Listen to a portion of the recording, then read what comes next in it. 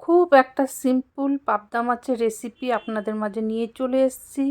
খেতে কিন্তু একদম সিম্পল নয়, খেতে অসাধারণ। আপনার কাছে বানাতেও ভালো লাগবে, খেতেও ভালো লাগবে এবং যাদের খাওয়াবেন তাদের কাছেও খুব ভালো লাগবে এই পাবদা মাছের এই রেসিপিটি। আপনারা দেখলেই বুঝতে পারবেন যে এই পাবদা মাছের রেসিপিটি কতখানি লোভনীয় হয়েছে এবং কত ঝটপট করে বানানো যায়।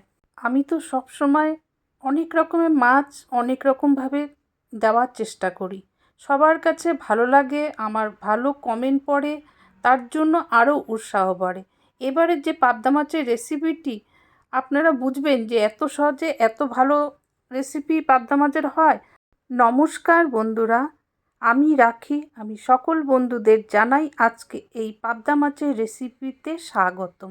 আপনারা ভিডিওটি দেখুন স্কিপ করে, আশা করি আপনাদের কাছে ভালো লাগবে। কয়েক পিস পাবদা মাছ নিয়েছি, এর মধ্যে লবণ, হলুদ, সামান্য সরষের তেল দিয়ে ভালো করে মাখিয়ে নিয়েছি। সরষের তেল মাখানোর কারণ হচ্ছে মাছটা ফুটবে না, যেহেতু আঁশ ছাড়া মাছ খুব সহজে ফুটে যায়, তার জন্য তেল লাগিয়ে নিলে ফুটবে না। কড়াইয়ে তেল গরম হয়ে গেছে, এখন আমি মাছগুলো ভেজে নেব পরপর করে। পাবদা মাছ তো বেশি ভাজতে হয় না, তাও সামান্য একটু ভেজে নিচ্ছি। আমি একসাথে সবগুলো দিচ্ছি না, পরপর করে ভেজে নিচ্ছি। একসাথে দিলে সব মাছগুলো ভেঙে যাবে, তাই আস্তে আস্তে করে ভেজে নিচ্ছি। আমার ভাজা হয়ে গেছে। ওই কড়াইয়ের মধ্যে যেটুকুনি তেল আছে আমি দিয়ে দিলাম কালো জিরা আর কয়েকটা কাঁচা লঙ্কা চিড়ে, একটা মাঝারি সাইজের পেঁয়াজ আর কয়েকটা রসুন কোয়া আর সামান্য আদা বেটে রেখেছিলাম সেটা দিয়ে দিলাম। এখন দিয়ে দিচ্ছি স্বাদ মতন লবণ, আধা চামচ হলুদ আর সামান্য একটু লঙ্কার গুঁড়ো। এগুলো দিয়ে আবার ভালো করে কষিয়ে নিচ্ছি। লবণটা আপনারা নিজেদের পছন্দ অনুযায়ী দিবেন, কেউ লবণ বেশি খায়, কেউ কম খায়, সেই বুঝে আপনারা দিবেন। দিয়ে এখন খুব ভালো করে এটাকে কষিয়ে নিচ্ছি, যাতে মশলাটা কাঁচা গন্ধ না থাকে। মশলাটা খুব ভালো মতন কষে গেছে, এখন দিয়ে দিলাম আমি পরিমাণ মতো জল।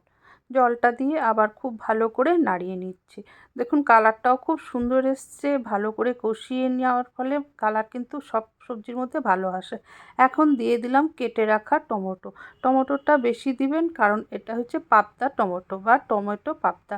এখন আমি দিয়ে দিলাম মাছ এবং কাঁচা লঙ্কা। মাছের অনেক রেসিপি আমার চ্যানেলে আছে এবং পাবদা মাছের রেসিপি আরও অনেক ভালো দেওয়া আছে, আপনারা দেখে নিতে পারেন যদি আপনাদের মাছ খেতে ভালো লাগে বা নতুন নতুন বানাতে ইচ্ছা হলে। যারা এখন পর্যন্ত লাইকটি দেননি, দয়া করে আপনারা একটু লাইক দিয়ে নিন।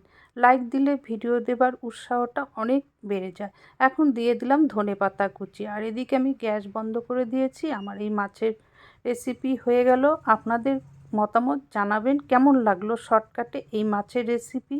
যারা ইউটিউব চ্যানেল থেকে এই মাছের রেসিপি দেখছেন, ভালো লাগলে আগামী দিনে আরও ভালো মাছের রেসিপি দেখতে হলে আমার চ্যানেলটি সাবস্ক্রাইব করে দিবেন, তার সাথে বেল বাটন অন করে দিবেন। নোটিফিকেশন যাবে, আপনারা এসে নতুন নতুন রান্না দেখে শিখতে পারবেন। শেয়ার করে দিবেন আপনাদের জানা পরিচয়ের কাছে, তারাও দেখে শিখতে পারে। লাইক তো দিয়েছেন, আর কমেন্ট করতে কিন্তু ভুলবেন না। ফেসবুক পেজ থেকে যদি ভিডিওটি দেখে থাকেন, ভালো লাগলে ফলো করে দিবেন, শেয়ার করে দিবেন আপনাদের জানা পরিচিতর কাছে। কমেন্ট করতে কিন্তু ভুলবেন না, আর লাইক তো নিশ্চয়ই দিয়েছেন। তাহলে আজ বিদায় নিচ্ছি। আপনারা ভালো থাকুন, সুস্থ থাকুন। আবার কোনো নতুন রেসিপি নিয়ে আমি ঠিক সময় চলে আসব। ততক্ষণে আপনারা অপেক্ষা করুন নতুন রান্নার জন্য। যারা এতক্ষণ আমার ভিডিওটি দেখলো শিখলো, তাদের জানাই ধন্যবাদ।